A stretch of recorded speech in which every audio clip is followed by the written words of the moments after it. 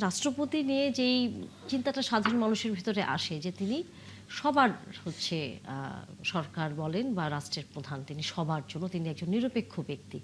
সেই জায়গায় এক ধরনের আসলে আক্ষেপ থাকে সাধারণ মানুষের যে আমরা শেষ পর্যন্ত দেখি যে সেই রাষ্ট্রপতি হন না আসলে সবার, তিনি হয়ে যান আসলে দলীয়। আমরা কি এখনো এবারও সেই আক্ষেপ নিয়ে থাকবো? এটা তো সত্য যে রাষ্ট্রপতি আসলে তো সংসদে নির্বাচন করা হয়। তো এখন সেটা তো এক এক দল এক এক রকম ভাবে পছন্দ করে, এটাকে উড়িয়ে দেওয়া যাবে না। কিন্তু ব্যাপারটা হচ্ছে যে রাষ্ট্রপতিকে আপনি যেটা বললেন যে দেশের সকল মানুষ চায় তাকে একটি অন্য ধরনের একটি চরিত্রে, একটা ভাবমূর্তিতে, তার কারণ উনি বাংলাদেশের এক নম্বর ব্যক্তি, প্রথম ব্যক্তি মানে বলা হয় অভিভাবক। এখন রাষ্ট্রপতির ক্ষমতা যদিও অনেক কম সংবিধান অনুযায়ী, এটাকে যদি একটু বাড়ানো হয় যেটা বলা হচ্ছে, তারপরেও তিনি এক নম্বর ব্যক্তি। এখন রাষ্ট্রপতির উপরে কি নির্ভর করে? আপনি যদি আমাদের আগের জিনিসগুলো মানে ইতিহাস দেখেন, যে যখন তত্ত্বাবধায়ক সরকার ব্যবস্থা কায়েম হলো, সে সময় রাষ্ট্রপতির ক্ষমতা কিন্তু ওই সময়টায় অনেক কিছু বেড়ে যায়। প্রতিরক্ষা মন্ত্রণালয় তখন তার নিয়ন্ত্রণে চলে আসে, গোয়েন্দা সংস্থাগুলো তার নিয়ন্ত্রণে চলে আসে। তো ওই সময় তিনি একটা নিরপেক্ষ নির্বাচন করার জন্য ব্যস্ত থাকেন এবং সেটার ব্যবস্থা করেন। আমরা যদি বিচারপতি শাহাবুদ্দিন সাহেবের কথা ধরি, যে 90-এর গণ আন্দোলনের পর উনি যখন রাষ্ট্রপতি মানে দায়িত্ব গ্রহণ করলেন, ওনার অধীনে যখন একটা নির্বাচন হলো, চমৎকার একটা নির্বাচন হয়েছিল এবং উনি অনেক মানে কঠোরভাবে এবং খুব তড়িৎ গতিতে প্রশাসনকে সুন্দরভাবে নিয়ন্ত্রণ করে সবকিছু একটা কাঠামোতে দাঁড় করাতে পেরেছিলেন। তাকে নিয়ে কিন্তু কিরকম মানুষজন সন্তুষ্ট ছিল। আচ্ছা, এরপরে দেখেন যে প্রেসিডেন্ট আব্দুর রহমান বিশ্বাস বিএনপিরই উনি ক্যান্ডিডেট ছিলেন। আব্দুর রহমান বিশ্বাস সাহেব সম্পর্কে স্বাধীনতা বিরোধিতার অনেক অভিযোগ ছিল, কিন্তু উনি আমাদের একটা ক্রান্তিকালে 1996 সালে যখন নির্বাচন হওয়ার কথা, সে সময় সেনাবাহিনীতে একটা অভ্যুত্থানের চেষ্টা করেছিলেন তদানীন্তন সেনাপ্রধান লেফটেন্যান্ট জেনারেল নাসিম। আপনি দেখেন উনি একজন সিভিলিয়ান হওয়ার পরেও উনি কিন্তু সেই মানে অভ্যুত্থানটা খুব সুন্দরভাবে আপনার দমন করতে পেরেছিলেন এবং নির্বাচনটাকে আপনার যথাসময়ে মানে এগিয়ে নিতে পেরেছিলেন। এরপরে আসেন ইয়াজউদ্দিন সাহেবের কথা, উনি বিএনপির মানে মনোনীত ছিলেন। ও আচ্ছা, তার আগে বলে যাচ্ছি যে আমাদের অধ্যাপক বদরুদ্দোজা চৌধুরী রাষ্ট্রপতি নির্বাচিত হয়েছিলেন, উনি কিন্তু থাকতে পারেননি, উনাকে মানে অভিশংসনের মুখে চলে যেতে হয়েছিল। আচ্ছা, তারপরে এই যে ইয়াজউদ্দিন সাহেব আসলেন, তা উনিও তো বলা চলে যে উনি একজন সম্মানিত অধ্যাপক ছিলেন, কিন্তু যখন সময় আসলো জাতিকে বাঁচানোর মানে গণতান্ত্রিক ধারাবাহিকতাটা রক্ষার, উনি কিন্তু মেরুদণ্ড সোজা করে একটু দাঁড়াতে পারেননি আব্দুর রহমান বিশ্বাস বা বিচারপতি শাহাবুদ্দিনের মতো। উনি এই মানে সে সময়ের কতিপয় সেনা কর্মকর্তার কাছে আপনার কাত হয়ে যান এবং তার পরিণতিটা কি হয়েছে বাংলাদেশের এই সামাজিক স্থিতিশীলতা নষ্ট হয়েছে, বাংলাদেশের বিরাজনীতিকরণ প্রক্রিয়া শুরু হয়েছে এবং এই যে আমরা যে গত 17 বছর এত কিছু মানে এই যে 24 সাল পর্যন্ত দেখেছি, এটা কিন্তু ওনার নমনীয়তার জন্য বা ওনার অদক্ষতার জন্য। সুতরাং মানুষ কিন্তু চায় না যে এরকম একজন রাষ্ট্রপতি হোক বা এরকম একজন রাষ্ট্রপতি কাউকে আমাদের সংসদ সদস্যরা নির্বাচিত করুক, কেন এখানেও একজন সংসদ সদস্য বসে আছেন, এমন একজনকে রাষ্ট্রপতি বানানো দরকার যিনি বাংলাদেশটাকে বুঝবেন, বাংলাদেশের কোনো একটা ক্রান্তিকালে বা বিশেষ করে তত্ত্বাবধায়ক সরকারের সময় উনি একটা ভালো ভূমিকা পালন করতে পারবেন এবং নিরপেক্ষ ভূমিকা পালন করতে পারবেন, উনি যে দলেরই সমর্থক হন। উনি দলীয় স্বার্থ যেন বাস্তবায়ন না করেন, এটা সবাই চায়। সবচেয়ে জিনিসটা দেখার বিষয় হচ্ছে খুব ডেলিকেট একটা বিষয়, যে ওই সময়টাতে যে তত্ত্বাবধায়ক সরকারের সময়টাতে, সে সময়টাতে প্রশাসন বলেন, পুলিশ বলেন, গোয়েন্দা সংস্থা, সেনা সশস্ত্র বাহিনী, এই যে এনাদেরকে যে ডিল করা, এটা একটা আলাদা ক্যারিশমা লাগে মানে পুরো জিনিসটাকে। কেননা এনারা তো নির্বাচনগুলো বিভিন্নভাবে পরিচালনা করেন, নির্বাচন কমিশন, সুতরাং এখানে রাজনৈতিক দলগুলো চাইবেই প্রভাব বিস্তার করতে। এটা তাদের মানে আপনার সকল দেশেই এরকম হয় যে রাজনীতিবিদরা চায় আমি কিভাবে কোনখান দিয়ে একটা লুপ হোল দিয়ে ঢুকে যাবো, ওখান দিয়ে একটা সুবিধা নিয়ে আসবো। আর ওখানে তখন এই যিনি থাকেন টপে উপরে, তার দায়িত্ব হচ্ছে এটাকে নিরপেক্ষ রাখা। এই নিরপেক্ষ ব্যক্তি আসলে আমরা শেষ পর্যন্ত আপনি নিরপেক্ষ ব্যক্তি বলে পৃথিবীতে কেউ নাই, এটা বেগম খালেদা জিয়া একবার বলেছিলেন যে একমাত্র পাগল ছাড়া কেউ নিরপেক্ষ ব্যক্তি হতে পারে না। হ্যাঁ, আপনি সেটা আশাও করতে পারেন না। আপনি যেটা আশা করতে পারেন যে ওই লোকটার ডিগনিটি, অনার থাকবে, মান মর্যাদা সম্পন্ন একজন ব্যক্তি হবেন। এই প্রশ্নে অ্যাডভোকেট সৈয়দা আসিয়া আশরাফি পাপি আপনার কাছে একটু আসতে চাই। সেটি হচ্ছে আগামী যে নির্বাচন হতে যাচ্ছে, আমরা যতটুকু এতক্ষণে যেই তথ্যগুলো আছে সেটি হচ্ছে যে পঞ্চদশ সংশোধনীর কারণেই হচ্ছে আমরা জানি যে বাতিলের ফলে তত্ত্বাবধায়ক সরকার ব্যবস্থা ফিরে এসছে। অর্থাৎ তাহলে পরবর্তী যে সংসদ নির্বাচন হবে এটি অধিবেশনে যদি পাশ হয় তাহলে সেখানে হচ্ছে রাষ্ট্রপতির ভূমিকাটি অনেক বড় হয়ে দাঁড়াবে, কারণ তখন সরকারের ব্যবস্থাপনাটি পরিবর্তন হবে। যে কথাটি আসলে বলছিলেন আমাদের আরেকজন অতিথি, যে এই সময়গুলোতে রাষ্ট্রপতির যে ভূমিকাটি থাকার কথা আমাদের অতীত আসলে সেভাবে বলে না। সামনের দিনগুলোতে আমরা আসলে এখানে আশা রাখতে পারি কিনা যে তিনি দেশের স্বার্থে তার সেই মেরুদণ্ড সোজা করে আসলে অবস্থান করবেন? আসলে ব্যাপারটা হচ্ছে কি, বাংলাদেশের এই সাম্প্রতিককালের ইতিহাসে দেখেন, শাহাবুদ্দিন সাহেব যে রাষ্ট্রপতি ছিলেন, একটু ঠেলার নাম বাবাজি, তাই না? তো এটি তো যেভাবে চেপে চেপে রেখেছে উনি সেভাবে থেকেছেন, আবার বক্তব্য যেভাবে সরকার লিখে দিয়েছে উনি সেভাবে পাঠ করেছেন।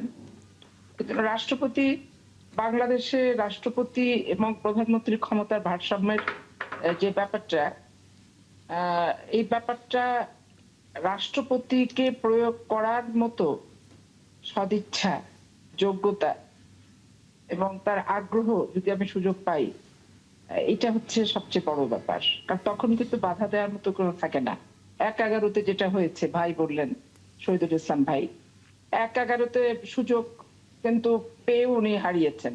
আবার জেনারেল নাসিমের কুকে পর্যন্ত আব্দুর রহমান বিশ্বাস সাহেব সাহসিকতার সাথে কিন্তু মোকাবেলা করেছেন।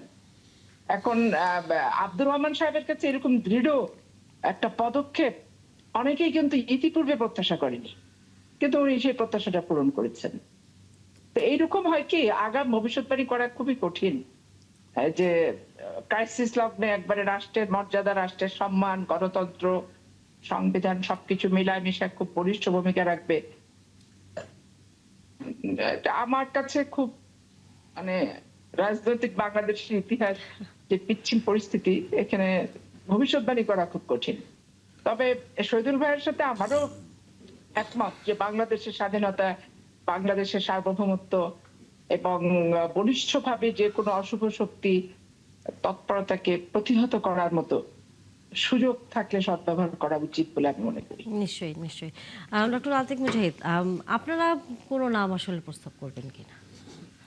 সেটা দলীয় ফোরাম চিন্তা করবে, না কোনো ধরনের আলোচনা হয়েছে কিনা যদি মনে করে তখন সেটা চিন্তা করা যাবে। সেটা তো আমরা আসলে এখন পর্যন্ত অফিসিয়ালি কোনো নেই আর কি। আর যদি কমেন্ট করতে বলেন সেক্ষেত্রে তো সবাই চাবো যে রাষ্ট্রপতি ইজ বেসিক্যালি একটা ইনস্টিটিউশন। এই ইনস্টিটিউশনে কিছু ক্যারেক্টার থাকতে হয়। That's means first of all হচ্ছে একটা পার্সোনালিটি থাকতে হবে। মানে আপনার অতীত ইতিহাস এরকম না হয় যে আপনি খুবই শ্যালো ছোটোখাটো বিষয়, আপনি বিশেষ করে চারিত্রিক বিষয়গুলা, আপনার লেনদেন থেকে শুরু করে ওভারঅল যে বিষয়গুলো মানুষ মনে করে একটা মানুষ হিসেবে। আর দলীয় ব্যক্তি ডাজন্ট ম্যাটার, দলীয় ইস্যু না। ইস্যুটা হচ্ছে এখন যে প্রাইম মিনিস্টার আছে উনি কি মানে বিএনপির প্রাইম মিনিস্টার না সবার? That's the question. ওয়ান্স আপনি সিলেক্টেড হবেন বা ইলেক্টেড হবেন তখন আপনি জনগণের হয়ে যাবেন, তারপরে দলে থাকতে পারবেন না। যে দলের হন তাহলে আপনি ওই রকম ন্যাশনাল স্টেটসম্যান হতে পারবেন না। You become a prime minister of a certain party ও certain groups of the people. যদি আপনি বলেন না আমি আমার, কারণ খেয়াল করেন আমরা কি যারা, আপনি আমার বিপরীত দাঁড়িয়েছেন, উনি আমার বিপরীত দাঁড়িয়েছে, ইলেকশন আমি জিতেছি, আমরা কি একে অপরের শত্রু না। This is a process. আমরা কিভাবে আমাদের লিডারকে সিলেক্ট করবো, এটা ডেমোক্রেসি বলতেছি। যে আমরা তিনজনে মনে করতেছি সেরা, কারণ আমরা যদি মেনে নিতাম আমি সেরা তাহলে তো আপনারা ইলেকশন করতেন না। ইলেকশন করে আমাকে সবাই মিলে জনগণ মনে হচ্ছিল এই লোকটা আমাদের জন্য চুজেবল। এরপরে হওয়ার পর কি আমি বাকি যারা লোক সবাই আমার সত্যি মেনে ফেলো, এই প্র্যাকটিসটা হয়ে আসছে, মানে কাইন্ড অফ এমনিটি তৈরি করা হয়েছে। কিন্তু এটা আসলে শুনে সেটা হচ্ছে নর্মালি সভ্য সোসাইটি দেখিস ওকে ফাইন, তুমি ইলেক্টেড হয়েছে, এখন তুমি সার্ভ করো, রেসপন্সিবিলিটি নিছো, তুমি এখন জনগণকে বেটার কি দাও, বেটার গভর্নেন্স দাও। The competition is basically should be the governance, better governance দিব আমরা। এটা ফোকাস না হয়েছে কি এই দল আমাকে মারছে ক্ষমতা আসে ওই দলকে মারবো, বা ওই দল এই লোকগুলো ঢুকেছে সুতরাং আমি ঢুকাবো। এইটা না বলে ইনস্টিটিউশন বিল্ড আপ যদি করতে পারতাম তাহলে প্রতিটি ইনস্টিটিউশন আলাদা একটা নেচার থাকতো, ওই ইনস্টিটিউশনগুলো আমাদের প্রোটেকশন দিত। তখন আজকের এই কোয়েশ্চেনটা আসতো না যে আমাদের এমার্জেন্সি ক্রাইসিসে কেন এটা হইতেছে, কেন বাইরের শক্তি কেন ইনভলভ হইতেছে, কেন আর্মিতে কভার করতেছে। এই ইস্যুগুলো আমরা নিজেরাই ডিসফাংশনাল, পলিটিক্যাল ডিসফাংশনাল। এবং পলিটিক্যাল রাষ্ট্র না থাকলে, গতকাল আমরা দেখলাম যে মায়ানমার সৃষ্টি হওয়ার পর থেকে দেখেন মায়ানমারের maximum time it was under military law. এটা রাষ্ট্র পুরো মিলিটারি একটা ল হয়ে গেছে, সিভিলদের কোনো স্পেস না। ইভেন অং সান সু চি কিন্তু তার অরিজিন আসছে 5 বছর কাইন্ড অফ ভিজিটর হিসাবে আর কি। তো বাংলাদেশে ওটা অ্যাভয়েড করা আছে, সিভিলিয়ানরা কেন হয়, আমরা কিন্তু ইভেন আপনি যদি বলেন যে সব অ্যাডমিন দিয়ে চালাবো, তাও সম্ভব না, কারণ তার they will not take responsibility. আমরা যখন মানুষের কাছে শুনি, তখন আমার মনটা আরে ভাই এটা তো আমার দায়িত্ব। সো পাবলিক যারা ফেস করে তারা পাবলিক, এই জন্য পিপলস রিপ্রেজেন্টেটিভ অলওয়েজ হায়ার থাকে। আপনি যত ডিসি হন, যত সেক্রেটারি হন, পার্লামেন্ট মেম্বার কিন্তু above them. Why? Because it's people's mandate, people's responsibility, জনগণ নির্বাচিত। আর আপনি সার্ভিস, আপনি জব করে করে আপনার এখানে কম্পিটিটিভ হয়েছেন, আপনি স্কিল বাড়িয়েছেন। তো এই জায়গাটাতে এমন একজন ব্যক্তি হওয়া যে পার্সোনালিটি আছে, ন্যাশনাল ইন্টারেস্টের ব্যাপারে কোনো ছাড় দেবে না। ইভেন পার্টিও, আমি জানি যে সম্ভবত জাস্টিস শাহাবুদ্দিন বা কারণ একজন প্রেসিডেন্টের ব্যাপারে বলা হয়েছে যে একমাত্র উনি একটা ব্যক্তি যে পার্লামেন্টের একটা ইস্যু আসছে, উনি এটাকে রিটার্ন করে দিয়েছে এবং একটা কমেন্টসও দিয়েছে, এটা চেঞ্জ করে এটা করা যায়, এবং এটা চেঞ্জ হয়েছিল।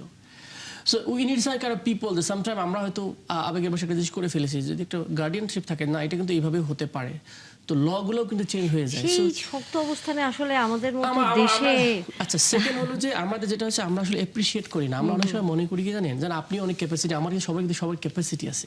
আমি জানি বাংলাদেশের লোকজন আমরা একে অপরকে মানে মিনিমাম অ্যাপ্রিসিয়েট করি না, কিন্তু এই জন্য কি ভালো মানে মানুষজন তৈরি হইলেও কষ্টে সরে যায় আর কি, গোপনে থাকে না, দরকার নাই ভাই, ঝামেলায় যাব না। হিউজ ক্যাপাসিটি আমাদের নেগেটিভটা হিউজ আলোচনা করার কারণে পুরো টক্সিক হয়ে গেছে। আইদার পলিটিক্স বলেন, মিডিয়া বলেন, সব জায়গায় একটু নেগেটিভ 10%টাকে এত বড় 100% দেখানো হয়। জাতি হিসেবে আমরা আমাদেরকে ওন করা শিখতেছি না। এই জন্য আমরা দেখবেন অলওয়েজ ডিভিশন, এটা 71 ভার্সেস 71 এর পক্ষে শক্তি বিপক্ষে শক্তি, এখনো যদি জুলাই পক্ষে বিপক্ষে এরকম আস্তে আস্তে গ্র্যাজুয়ালি আমরা যদি শুরু করে দিই, ফুল ডিভিশন হলে নেশন হিসাবে আমরা সাবডিভিশন হতে পারবো না। সো যে ন্যাশনাল ইন্টারেস্ট বেজ রাখবে, পলিটিক্যাল ক্যাপাসিটি থাকা দরকার, শার্প লোক থাকা দরকার, পার্সোনালিটি থাকে, এরকম লোক হলে আমাদের জন্য সবার জন্য ভালো। আমরা আসলে সেই আশাই রাখতে চাই, তারপরে দেখা যাক আসলে শেষ পর্যন্ত বাংলাদেশের সর্বপ্রধান এবং প্রধান ব্যক্তিটি আসলে কে হতে যাচ্ছেন সেটি জানা যাবে আর কিছুদিনের মধ্যে। আচ্ছা, এটা একটা আমার কোশ্চেন, প্রধান ব্যক্তি কি আসলে আমাদের মন্ত্রী পরিবার শাসিত অনুযায়ী আমরা প্রাইম মিনিস্টারকে বলি না, ফার্স্ট লেডি বলি কেন প্রাইম মিনিস্টারের ওয়াইফকে? সো এটা একটু মনে হয় ডেমোক্রেটিক স্টেট বেসিক্যালি, যেগুলো ওয়েস্টমিনিস্টার বেসিস। আমরা যদি প্রেসিডেন্সিয়াল হইলে তখন প্রেসিডেন্টকে ফার্স্ট হয়, সেকেন্ড প্রধান। হ্যাঁ, এইটা কারণ প্রেসিডেন্টের দুইটা কাজ মাত্র, চিফ জাস্টিস নিয়োগ দেওয়া, প্রাইম মিনিস্টার নিয়োগ দেওয়া, এবং সেটা হলো ওনার হাতে না, এটা পার্লামেন্টারিয়ানরা করে দেয়, অলমোস্ট সেম থিং। ভারতের বাংলাদেশের যেই এখন অবস্থান, বাংলাদেশকে নিয়ে তারা যা আমরা কি বলবো যে ফ্যাসিস্ট শেখ হাসিনাকে তার বক্তব্য প্রচার, তার আগে তার ফোনালাপ, তার সাক্ষাৎকার প্রকাশ, মানে কি আপনার কাছে কি মনে হচ্ছে যে এই ধরনের বিষয়গুলোকে সুযোগ কেন দিচ্ছে ভারত? এটা তো ভারত সরকারই ভালো বলতে পারবে। আমরা সবসময় এটা বিশ্বাস করি এবং আমরা ভারতকে সবসময় একটা সম্মানের চোখে দেখে এসেছি যে ভারত পৃথিবীর একটা সর্ববৃহৎ গণতান্ত্রিক রাষ্ট্র। সেখানে নির্বাচনের মাধ্যমে ক্ষমতার পট পরিবর্তন হয়, সেখানে বিচার বিভাগ বা অন্যান্য ইনস্টিটিউটগুলো কাজ করতে পারে নিজেদের মতো করে। তাদের সেনাবাহিনী কখনো সামরিক শাসন জারি করেনি, সিভিলিয়ান যে রুল সেটাকে মেনে চলে, কমান্ড স্ট্রাকচার মেনে চলে তারা। এটা আমরা সবসময় দেখে এসেছি এবং তারা তাদের মধ্য থেকে পৃথিবী বিখ্যাত অনেক মানুষের মানে জন্ম হয়েছে।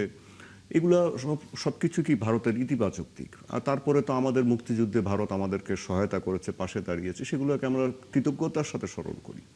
কিন্তু এখন এই 55 বছর পরে, বাংলাদেশ হওয়ার 55 বছর পরে আমাদের মনে হয় যে ভারত কি বাংলাদেশের জনগণকে পাশে পেতে চায়, নাকি ভারত সেই গণহত্যাকারী, মানবতা বিরোধী এবং ফেরারি আসামিদেরকে নিয়ে থাকতে চায়? এখন এই দুটো অপশনের মধ্যে ভারতকে বেছে নিতে হবে। আমরা যেটা লক্ষ্য করে এসেছি যে ভারতীয় সেই মানে যারাই সরকারে থাকুক, সেটা কংগ্রেস বা আপনার বিজেপি, এরা সবসময় একটি নির্দিষ্ট দলকেই সবসময় প্রাধান্য দিয়ে থাকে, যেই দলটি হয়তো অনেক আগে মানে থেকে তাদের সাথে ভালো সম্পর্ক ছিল, মুক্তিযুদ্ধের সময় তাদের সাথে ভালো সম্পর্ক ছিল, কিন্তু তারপরে যে বাংলাদেশের মানে নদী দিয়ে অনেক পানি গড়িয়ে গেছে, আরও অনেক রাজনৈতিক দল তৈরি হয়েছে, অনেক মত পথের বিকাশ হয়েছে, সেটাকে ভারত কখনো মানতে চায় না। আমরা ছোট ক্ষুদ্র একটা দেশ, ভারতের অনেক ছোট, আমাদের ভারতের সাথে আমাদের সীমানা হচ্ছে 4069 কিলোমিটার। পাকিস্তানের সাথে তাদের সীমানা কাশ্মীর বাদ দিয়ে মাত্র 1700 কিলোমিটারের মতো। চীনের সাথে তাদের সীমানা 3000 কিলোমিটারের মতো। মানে সবচেয়ে বেশি সীমানা ভারতের হচ্ছে বাংলাদেশের সাথে।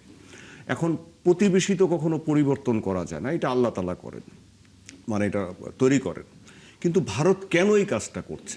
ভারত কেন এটা মেনে নিতে পারছে না যে শুধুমাত্র আওয়ামী লীগই তাদের বন্ধু এই দেশে, এবং আওয়ামী লীগ না থাকলে অন্য কোনো দলকে তারা পাত্তা দিতে চান না। তারা আপনার এই যে আপনার যদি খেয়াল থাকে যে 2013 সালে 14 সালে নির্বাচনের আগে তাদের পররাষ্ট্র সচিব চলে আসলেন বাংলাদেশে, পররাষ্ট্রমন্ত্রী চলে এসে তারা মানে যেভাবে হোক নির্বাচন হতে হবে একটা হুমকি দিলেন, নির্বাচনটা করে নিয়ে গেলেন। বাংলাদেশে বারবার নির্বাচনী ব্যবস্থাপনাগুলোকে তারা বাধাগ্রস্ত করলেন কি একমাত্র আওয়ামী লীগকে ক্ষমতায় রাখার জন্য। বাংলাদেশের মধ্য দিয়ে তারা ট্রান্সশিপমেন্ট বা ট্রানজিটের মাধ্যমে পণ্য পরিবহন করবেন, মংলা চট্টগ্রাম বন্দর তারা ব্যবহার করবেন, খুবই ভালো কথা। আমাদের মধ্য দিয়ে তাদের পণ্য যদি যায় মানে কম সময়ের মধ্যে, এটাকে আমরা বাধা দিয়ে আমাদের উচিত না, তার কারণ তাদেরও আপনার অনেক সুবিধা হয়, আমরাও যদি কিছু এর থেকে আয় করতে পারি যেভাবে সিঙ্গাপুর আয় করে। কিন্তু আমরা দেখতে পেলাম যে না, তারা আমাদেরকে ঠিকমতো পয়সা দিতে চায় না, তারা চায় না। এবং তারা যেটা করতে চায় যে ওই নতজানু একটা পররাষ্ট্রনীতি যেন বাংলাদেশের থাকে, বাংলাদেশ যেন তাদের বাইরে, বলয়ের বাইরে যেন কখনো না যায়। তাদের পররাষ্ট্রনীতি প্রতিরক্ষা নীতির পরিপূরক যেন সবসময় বাংলাদেশের পররাষ্ট্র প্রতিরক্ষা নীতি থাকে। এখন এটা যদি ভারত করতে যায় তাহলে ভারত হয়তো তার নিরাপত্তা চিন্তা করে যে ওই পাশে পশ্চিম দিকে আরেকটি শক্তিশালী মুসলিম রাষ্ট্র আর বা এই পূর্ব পাশে আরেকটি মুসলিম রাষ্ট্র যদি শক্তিশালী থাকে তার অসুবিধা হতে পারে। এই চিন্তা করাটাই তো একটা, আমি মনে করবো যেটা বোকামি। তার কারণ কে যে কার মানে কখন কার শত্রুতে পরিণত হবে, কার বন্ধুতে পরিণত হবে, কে কিভাবে বন্ধুত্ব বজায় রাখবে, এগুলো আন্তর্জাতিক সম্পর্কের উপরে নির্ভর করে। আপনি মার্কিন যুক্তরাষ্ট্রের দিকে তাকান, পৃথিবীর 1 নম্বর পরাশক্তি, তাকে কিন্তু মেক্সিকো ভয় পায় না, তাকে কিন্তু কানাডা ভয় পায় না। আপনার ইউরোপিয়ান ইউনিয়নের দিকে দেখেন, এক দেশ আরেক দেশের মধ্যে কিভাবে চলাচল করছে, সেখানে কেউ কাউকে ভয় পাচ্ছে না। আপনি চীনের দিকে তাকান, আপনি চীনের সীমান্তবর্তী যে দেশগুলো আছে, আমি সেই সীমান্তের দুটো দেশের সীমান্তে গিয়েছি নিজে, ভিয়েতনাম, মায়ানমার, এই 2 সীমান্তে দেখেন, সেই সীমান্তবর্তী দেশের মানুষ ওই নিকটবর্তী চীনা শহরে 7 দিনের জন্য যেতে পারে কোনো ভিসা ছাড়া। চীন সেই সুবিধাগুলো দিচ্ছে যে ঠিক আছে এখানে আসো, বাজার করো, এখান থেকে তোমরা ঘোরো, হ্যাঁ, এই জিনিসগুলো তারা দেয়। ভারত আপনি দেখবেন বাংলাদেশের ব্যাপারে সবসময় আপনার ধর্মীয় ভিত্তিতে একটা হুজুগ তৈরি করে যে আমাদের দেশে কোনো কিছু হলেই, যেহেতু আমরা সংখ্যাগরিষ্ঠ মুসলমান, এই বিষয়টাকে তারা সামনে নিয়ে আসে যে আমাদের এখানে জঙ্গিবাদ মানে মাথাচাড়া দিয়ে উঠছে। আমি ভারতীয়দেরকে প্রশ্ন করতে চাই, তারা তো পৃথিবীতে অনেক ক্ষেত্রে এগিয়ে আছেন, গুগল বলেন, ফেসবুক বলেন, বিভিন্ন জায়গায় তাদের ইঞ্জিনিয়াররা, তাদের সিইও আছে, মানে গুগলের সিইও আপনার একজন ভারতীয়। তো তারা কি মানে একটা ধর্মনিরপেক্ষ রাষ্ট্র কায়েম মানে এখন চালাচ্ছেন? এত বড় একটা দেশ, সেখানে একটি ধর্মীয় দল শুধু ধর্মের নামে দেশটা চালাচ্ছে। আমরা বাংলাদেশ কিন্তু কখনো ধর্মের নামে দেশ চালাইনি। আপনি এই যে বাংলাদেশে জামাতে ইসলামী আছে, জামাতে ইসলামী আমাদের এখানে আসন পেয়েছে, ভালো কথা। আমাদের এখানে বাংলাদেশের কি এখন কোনো কিছু পরিবর্তন হয়েছে যে আমরা এখানে উগ্রবাদকে সমর্থন করছি রাষ্ট্রীয়ভাবে? আমরা রাষ্ট্রীয়ভাবে করি না। কিন্তু এই যে দেখেন শেখ হাসিনা এবং অন্যান্য যে অপরাধীদেরকে তারা আশ্রয় দিচ্ছেন, এই আশ্রয় দিয়ে তাদের লাভটা কি হচ্ছে? বাংলাদেশের সাথে সম্পর্কের আপনার অবনতি হচ্ছে, ক্ষতি হচ্ছে। কালকে আমাদের পররাষ্ট্র মন্ত্রণালয় খুব কঠোর ভাষায় বিবৃতি দিয়েছে। আমাদের মাননীয় পররাষ্ট্রমন্ত্রী তো বলেছেন যে বাংলাদেশ কখনো করদ রাজ্য হবে না। আচ্ছা, এখানে এবং সেখানে একটা যুক্তি করছি, বিমস্টেকে আবার আমরা দেখছিলাম যে আমাদের মাননীয় প্রধানমন্ত্রীকে আমন্ত্রণ জানানো, মানে এই যে 2 ধরনের আচরণ, এটা আসলে আচ্ছা, বিমস্টেক ওটা আসছি। আমাদের প্রধানমন্ত্রীও দেখেন কি বলেছেন, উনি বলছেন এই বাংলাদেশ আর কখনোই তাবেদারি রাষ্ট্রে পরিণত হবে না ইনশাল্লাহ। আমরা কি 18-20 কোটি লোকের একটা দেশ না? ওদেরকে তো মনে রাখতে হবে ভারতকে যে এতগুলি লোক এই দেশে থাকে। আমরা বাংলাদেশের মানুষকে আমরা ভারতে খরচ করি, ভারতের মানুষ বাংলাদেশে খরচ করে না। ভারতের সাথে আমাদের বাণিজ্য ঘাটতি হচ্ছে $8 বিলিয়ন। এই যে কথায় কথায় আমাদের দেশেরও কেউ কেউ বলতে চেষ্টা করে, এবং তারা তো অহরহ বলে যে তারা নাকি চাল দিলে, ডাল না দিলে, পেঁয়াজ না দিলে আমরা নাকি না খেয়ে একদিনে মরে যাব। আচ্ছা, ওনাদের দেশ থেকে যে আমরা যেই খাদ্যপণ্যগুলো আনি, সেগুলো কি আমরা মাগনা আনি? আমরা কি ফ্রি আনি?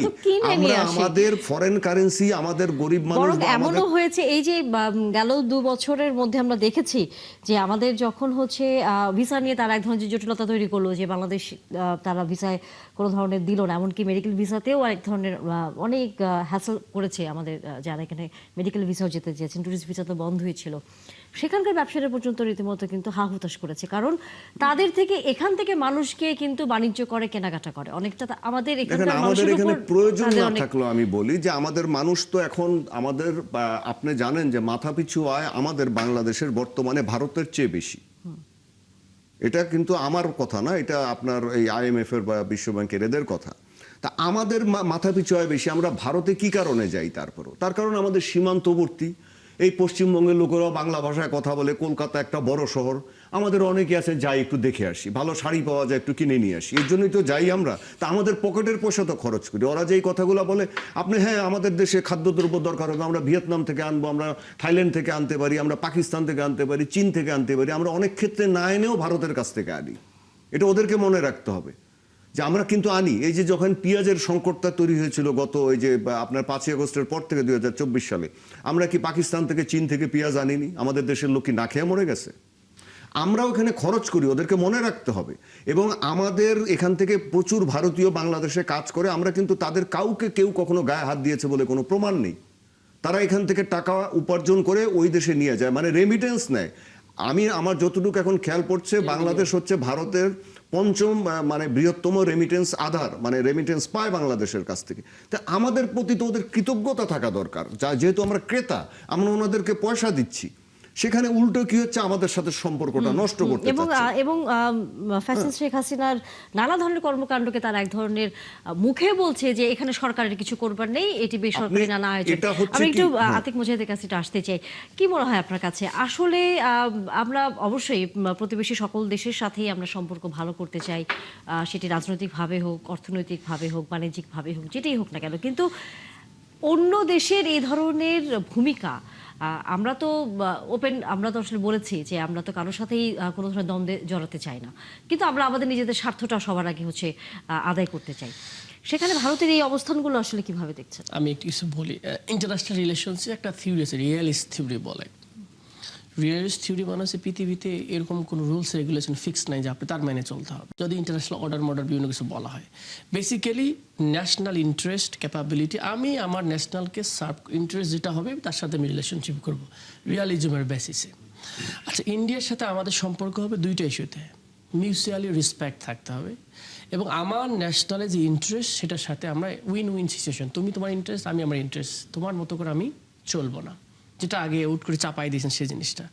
কি ঘটনা ঘটলো, আমাদের অ্যাডভাইজার উনি এবং পররাষ্ট্র উপদেষ্টা, যেটা আমাকে বলা হয় যে প্রাইম মিনিস্টার, 3 আগস্ট সম্ভবত রিকোয়েস্ট করেছে যে তাকে যেন অ্যাক্সেস করে দেওয়া না হয়। আপনি বলেন বাংলাদেশ সরকার যদি প্রেস ক্লাবে একটা বেসরকারি মানে আমাদের মানে যে কোনো ধরনের একটা প্রতিষ্ঠান বললো যে ইন্ডিয়ান, ওনাদের ভাষায় বিচ্ছিন্নতাবাদী একটা গ্রুপের নেতা, তাকে আমরা প্রেস ব্রিফিং ধরলাম, আমরা যারা নাগাল্যান্ডের স্বাধীনতা চাই, আমরা তাদেরকে নিয়ে এসে তারা বললো যে আমরা এখানে একটা কনফারেন্স করব।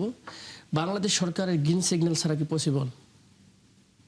এখানকার বাংলাদেশ ইন্টেলিজেন্স ওকে ছাড়া, এখানকার প্রেস ক্লাবের সাথে কথা একটা কিছু হইলে তো সাথে সাথে ডিএমপি কমিশনার এসে বলবে কি ব্যাপার, তুমি এখানে করতেছো কিভাবে, কে অনুমতি দিছে তোমার? Is it possible? It is impossible. তার মানে আপনি কি বুঝাইলেন? ইন্ডিয়া বুঝাইলেন যে এখানে আমি করতে দিয়েছি, বলতেছি ডিপ্লোমেট না, আমরা তো একটু বলি না, এই যে কথা বলতে বলি না, পলিটিক্যাল অ্যাক্টিভিটি নিষিদ্ধ করা হোক, এখানে করার দরকার নাই। কি মনে হয় কেন আসলে তারা এই ধরনের আচরণ করছে? ইন্টারেস্টিং। আপনাকে আমি প্রেসার দেওয়ার কিছু বুদ্ধি কি, সাপোজ আপনাকে যদি এই এখান থেকে সরাইতে চাই, তাহলে আমি একটা আন্দোলন নামাই দিব, আপনার বিরুদ্ধে কিছু বলবে, এই প্রেসারে রাখবো আপনাকে। সো তারা শেখ হাসিনাকে দিয়ে বলায় প্রেসারে রাখার চেষ্টা করতেছে। ইন্ডিয়া কিছু একটা অর্জন করতে চায় বাংলাদেশে, এবং অনেকে বলে যে প্রাইম মিনিস্টার কেন ইন্ডিয়াতে সফর করলো না, কেন চীন ছিল, কেন চীনে গেল, বা কেন অন্য দেশে তার কি ফরেন মিনিস্টার আসলো। Very interesting. তার কি ফরেন মিনিস্টার আজকে একটা made N very interesting statement, এবং উনি বলেছেন যে আমরা তো বাংলাদেশ তো হারিয়ে যাচ্ছিল, he return reclaim his own সভরেনিটি। তাহলে আমরা রাষ্ট্র হিসেবে আমরা হারিয়ে যাচ্ছিলাম, আমাদের নিজস্ব কোনো পলিসি ছিল না, আমরা বহির্বিশ্বে কোথাও গেলে আমাদের সাবেক তথাকথিত পররাষ্ট্রমন্ত্রী বলে আমাদের স্বামী স্ত্রীর সম্পর্ক ছিল, আমি ভারতবর্ষকে বলে এসেছি ওনারা যেন এটা দেয়। এবং ইন্টারেস্টিংলি আমি একটা ক্রিটিক করি, আমাদের রিসেন্টলি আমি আজকে দেখলাম আমাদের জ্বালানি মন্ত্রী বলল যে ইন্ডিয়াকে বলেছি পাইপ দিয়ে বেশি তেল দেওয়ার জন্য। এরা সুরটা কিন্তু আমার পছন্দ হইতেছে না। এটাকে কোনোভাবে উনি কি ইন্ডিয়ান এখানে মন্ত্রী নাকি ইন্ডিয়ার কাছে, মানে উনি এই ইন্ডিয়ান পারপাস সার্ভ করে? এটাকে সতর্ক, আমার কথা হচ্ছে কোনোভাবে এই জিনিস করা যাবে না। ইন্ডিয়ান আমরা বায়ার, আমরা যার সাথে রেসপেক্টফুলি আমরা বেশি দামে কিনতে, আমাদের ভিজিবল কিনতে পারবো তার কাছ থেকে কিনবো। ইন্ডিয়া গত 2.5 বছর আমাদেরকে পিএসটিএস কিছু দেয়নি, চলছে না বাংলাদেশ? কোন সংকট হয়েছে? কিছু তো সংকট হয়নি আমাদের। তারপরে আমাদেরকে আর্টিফিশিয়ালি কে বুঝাইলো যে তোমাদের সংকট হবে? সামওয়ান ইজ পুশিং আস, তার মানে তাদের ইন্টারেস্ট সার্ভ করে তারা এখানে আছে। তো আমাদেরকে প্রেশার দেওয়া দরকার। আমি বলতেছি সরকারি দল, বিরোধী দল, সাধারণ মানুষ কিছু বুঝি না। আমাদের আমার রাষ্ট্রকে আত্মমর্যাদাশীল দেখতে হবে। আপনার সাথে আমার সম্মানের সূচক সম্পর্ক হবে। আমি ছোট হতে পারি। আপনি খেয়াল করেন ইন্ডিয়া শুধুমাত্র এই যে সার্কের একটা ন্যাশনের সাথে তাদের সম্পর্ক ভালো নাই, ছোট ছোট রাষ্ট্রগুলোর সাথে তাদের সম্পর্ক ভালো নেই, কারণ দাদাগিরি করলে মানুষ তো পছন্দ করে না। রেসপেক্টফুলি আসেন, আপনার ইন্টারেস্ট আপনি না, আমার ইন্টারেস্ট আমি নেই, তাহলে আপনি বিজনেস করতে পারেন, আমি আমার কম দামে নিতে পারবো, আপনি বর্ডার কিলিং করবেন। আরেকটা ইনফরমেশন দিয়ে আজকে দেখবেন ইন্ডিয়ান একটা নিউজ পোর্টালে দেখলাম, তারা প্রায় 40টা নতুন বলে সাবসিডিয়ারি ইন্টেলিজেন্স তারা ব্যুরো করেছে, SIB ইউনিট করেছে বাংলাদেশের বর্ডার কি তারা নতুন করে ইন্টেলিজেন্স 40টা আলাদা করে ব্রাঞ্চেস বানাচ্ছে। কেন? আমাদের সাথে আপনি ভালো সম্পর্ক করতেছেন, আপনি ইন্টেলিজেন্স আমাদেরকে অস্থির বানিয়ে দিতে চান, তাহলে বাংলাদেশকে অস্থির করে কি লাভ আপনার? তাহলে আমাকে স্টেবল চাচ্ছেন না। সেই জায়গায় আপনার কাছে কি মনে হয় যে বাংলাদেশের অবস্থানটা সেখানে শক্ত দেখেন কিনা, নাকি আমরা শুধুই বক্তব্য দিব, আমরা শুধু নিন্দা জানাবো, এ পর্যায়ে আসলে আমাদের প্রথমত হচ্ছে অ্যাপ্রিশিয়েট পাওয়ার যোগ্য, যেটা আমাদের প্রাইম মিনিস্টার করেছে, very fascinating, we should support ইট। এবং আমি বলছি ন্যাশনাল ইন্টারেস্টের ক্ষেত্রে উই শুড বি টুগেদার, আমাদের রাষ্ট্রের স্বার্থের ক্ষেত্রে। যদি রাষ্ট্রের স্বার্থে সরকার বিরোধী বিপরীত যায়, আমি অবশ্যই দাঁড়িয়ে যাব। এই দেশের মানুষের সম্মানবোধ, রাষ্ট্রের যে একটা ইন্টারেস্ট, কারণ উনি একটা সবাই জানে একটা দণ্ডিত ব্যক্তি, ওখান থেকে উস্কানিমূলক কথা বলা দরকারটা ছিল না। তো ওনারা অ্যালাউ না করতে পারতো। উনি কি পাসপোর্ট নিয়ে গেছেন বাংলাদেশের? উনি কোন পাসপোর্ট হোল্ড করে ওখানে কি হিসেবে আছেন উনি বলেন আমাকে? মানে ইন্ডিয়াতে যে আছেন ওনারা প্রায় 50,000-এর মতো আওয়ামী লীগের লোকজন, কি ভিসায় আছেন ওনারা? কিসে আছেন? উনি কি বাংলাদেশের নাগরিক পরিচয় আছেন? কি পরিচয় আছে? এটাকে ইনশিওর করা উচিত যে একটা মানুষ আসলে আপনার কাছে কোনো ছাড়াই, নর্মাল ফর্মাল সিস্টেম ছাড়াই আপনি তাকে রাইখে দিয়ে আবার আমাদের উস্কানি দিচ্ছেন। It is not good. অনেকে বলছেন যে এই যে নানা সময় শেখ হাসিনা কথা বলছেন, ইন্টারভিউ দিচ্ছেন, এগুলো এক ধরনের, আপনিও বলছিলেন যে এক ধরনের প্রেশার তৈরি করা এবং এক ধরনের অস্থিরতা তৈরি করা। অ্যাডভোকেট পাপিয়া, আপনার কাছে কি মনে হয় সরকারকে এই চাপটা কি আসলে অনুভব করে কিনা, নাকি এটাকে খুব একটা পাত্তা না দিলেও চলবে? এটাকে সরকার তো দূরের কথা, আমি বাংলাদেশের নাগরিক হিসেবেই কোনো চাপ অনুভব করি না। কারণ আমার জন্ম যেদিন থেকে হয়েছে, আমার দেশের জন্ম যেদিন থেকে হয়েছে, আমি সেদিন থেকেই তো ভারতকে চিনতে শিখেছি। ভারত আমার সুপ্রতিবেশী সুলভ আচরণ করেছে, দাদাগিরি আচরণ করেছে। 1971 থেকে শুরু করে এই 26 সাল পর্যন্ত এখানে ভারতের শুধরানোর কোনো প্রকার ইন্টারেস্ট নাই। আর ভারতকে আমাদের শুধরানো ছাড়া নতুন করে নতুন আঙ্গিকে ওই দাদাগিরি আচরণ করতে আসলে গ্রহণ করারও কোনো সুযোগ নাই। এখানে সবচেয়ে উল্লেখযোগ্য বিষয় হচ্ছে যে 5ই আগস্ট যেখানে স্বৈরাচারের পতন দিবস হিসেবে গোটা বাংলাদেশের মানুষ উদযাপন করছে রাষ্ট্রীয়ভাবে, এবং রাষ্ট্রীয়ভাবে সেই দিনটিকে ছুটি হিসেবে দেওয়া হয়েছে, রাষ্ট্রীয় ছুটি হিসেবে ঘোষণা করা হয়েছে। সেদিন তাদেরকে বক্তৃতা ওখান থেকে ভারত থেকে প্রচার করতে হবে। তাহলে এটা ভারত রাষ্ট্র সরকার স্বাধীনতার চরম ধৃষ্টতা এবং চরম নোংরামির একটা বহিঃপ্রকাশ এবং দৃষ্টান্ত বর্তমানে আবার নতুন করে স্থাপন করলো। এবং সেখানে তারা শেখ হাসিনার বক্তব্যটাতে কি আসলো, অধিকাংশ বক্তব্যে সেই নির্যাতিত হয়েছে, তাকে নির্যাতন করে তাড়িয়ে দেওয়া হয়েছে তার হাতের ক্ষমতা নিয়ে। তাদের লোকজন যেখানে সেখানে মারটার খেয়ে লাশ হয়ে যেখানে সেখানে পড়ে থাকছে, উল্টে আরো নালিশ সালিশ বিচার যেগুলা দেওয়ার সে দিল। আর তার যেটা স্বভাবসুলভ আচরণ, 71-এর স্বজনহারা পরিবার হারিয়েছি, 75-এর 15ই আগস্ট সেই হিসেবে কান্নাকাটি যেটা করার সেটা করলো। একই নাটক, একই জিনিস। আর এগুলা শুনতেও ভালো লাগে না, দেখতেও ভালো লাগে না। আর ভারতের আচরণের কোনো প্রকার পরিবর্তন হবে না। আর ভারতকে প্রতিবেশী হিসেবে যতটুকু সম্মান, মর্যাদা, অধিকার জিও রাজনীতি পাবলিক সেটা বাংলাদেশ সবসময় দিয়ে আসবে। কিন্তু ভারত সেই সম্মানটা ধরে রাখতে পারবে কি পারবে না, সেটা তার আচার আচরণের উপর অদূর ভবিষ্যতে ডিপেন্ড করবে। তবে বর্তমান যে আচরণটা ভারত করলো, এটা মোটে গেল ভালো কাজ করেনি। একেবারে আওয়ামী লীগের 14 গোষ্ঠী মিলে ওই ভারতে আশ্রয়, ভারতের বক্তব্য বিবৃতি, রাজকীয় জীবনযাপন এবং ওইখান থেকে সলা পরামর্শ, ডিপি স্টেটের সব বিভিন্ন কনস্পিরেসি ষড়যন্ত্র করে বাংলাদেশকে অস্থিতিশীল করা এবং আপনার এই 5ই আগস্টকে কেন্দ্র করে যে জোট, এর ভিতরে ভাঙনের জন্য নতুন করে প্রচেষ্টা চালানো, এই যে সমস্ত কারবার গুলো করতেছে, এগুলো সাধারণ মানুষকে ভালোভাবে নিচ্ছে না। হাসিনা তার দলপার্টিকে একটু উজ্জীবিত করার জন্য চেষ্টা করলো, কিন্তু ধরাটাও খেলো। কারণ সে আসবে, তার দিন তারিখ ক্ষণ বলে কিছু নাই। আর তাকে আসলে বাংলাদেশের আসামি হিসেবে আসতে হবে এবং তাকে কাস্টডিতে যেতে হবে। কাস্টডির যে নিয়ম কানুন সেটা তাকে মানতে হবে। তো তাকে কেউ নিষেধ করছে নাকি যে আসামি হিসেবে বাংলাদেশে আসতে? কেউ না তো করেনি। তবে এটা বাংলাদেশের, আপনি যে প্রশ্নটা করলেন যে বাংলাদেশের সরকার এতে বিচলিত কিনা, মোটেও বিচলিত না। বিএনপি সরকার সবসময় ভারতীয় আধিপত্যবাদের বিরুদ্ধে, যে কোনো রাষ্ট্রের আধিপত্যবাদের বিরুদ্ধে সুসম্পর্ক রাখতে চায়, বন্ধুত্ব সুলভ। এটা আমাদের এখন আমরা জানি যে আবার একই সাথে ভারত সরকার বিমস্টেকে যাওয়ার জন্য মাননীয় প্রধানমন্ত্রীকে আমন্ত্রণও জানিয়েছেন। সেখানে আসলে আমাদের অবস্থানটা কি হবে? সেখানে দেখা যাবে প্রধানমন্ত্রীকে আমন্ত্রণ জানিয়েছেন, প্রপার সম্মান মর্যাদা একটা স্বাধীন রাষ্ট্রের, গণতান্ত্রিক রাষ্ট্রের নির্বাচিত প্রতিনিধিকে সব ফর্মালিটিস মেনটেন করে কিভাবে কি করে তারা দাওয়াত দেয় না, কি উল্লেখ করে না, তাদের অনেক বাইর প্যাচ আছে এগুলোর ভিতরে। এগুলো সরকার বিচার বিশ্লেষণ করে নিখুঁতভাবে দেখে যেটা উপযুক্ত সিদ্ধান্ত নেওয়ার সেটাই নেবে। এবং বাংলাদেশের জনগণের সাথে সম্পর্ক সারা পৃথিবীর সব রাষ্ট্রের হোক, এটা বাংলাদেশ জাতীয়তাবাদী দলের সরকারও চায় এবং আমরা একটা দলের কর্মী হিসেবে আমরা এটাই চাই। আমরা দলের সাথে সম্পর্ক করতে চাই না, ব্যক্তির সাথে সম্পর্ক করতে চাই না। এটা সাফ কথা এবং সর্বশেষ কথা। জি, মোহাম্মদ শহীদুল ইসলাম, আপনি বোধহয় এই বিষয়ে কিছু যুক্ত করতে চেয়েছিলেন। এখানে আপনি দেখেন যে এনারা তো শুধু মানে শেখ হাসিনা বা তার এই যে মানে চোর, দুর্নীতিবাজ, মানবতা বিরোধী মানে বিভিন্ন কর্মকাণ্ডে জড়িত নেতাকর্মীদেরকেই তারা আশ্রয় দেয়নি। আপনি জেনারেল জিয়াউর রহমান যে হত্যাকারী, মেজর মোজাফফর কয়েকদিন আগে গ্রেপ্তার হয়েছেন, তাকেও আশ্রয় দিয়েছে। আরেকজন মেজর মঈন, উনিও জেনারেল জিয়াউর রহমানের হত্যাকারী ছিলেন, তাকেও তখন সেখানে আশ্রয় দিয়েছেন। তো এখন এইগুলো কি মনে হয় বাংলাদেশের প্রেসিডেন্টকে যে হত্যা করবে তাকে ওরা আশ্রয় দিবে? এবং তাদের পাসপোর্ট দিয়েছে, তাদের মানে কাগজপত্র দিয়েছে, সেই পাসপোর্ট নিয়ে মেজর মোজাফফর বিভিন্ন দেশে ঘুরেও বেরিয়েছেন। তো এগুলো ভারত কেন করবে? তারা কি চায়? তারা কি তাহলে প্রকাশ্যে বলে দিক যে বাংলাদেশে এই রাজনৈতিক দল এরা না থাকলে, এই মানবতা বিরোধী, এই দুর্নীতিবাজ, এই খুনি এরা না থাকলে আমরা কাউকে থাকতে দিব না? সোজা কথা বলে দেখ।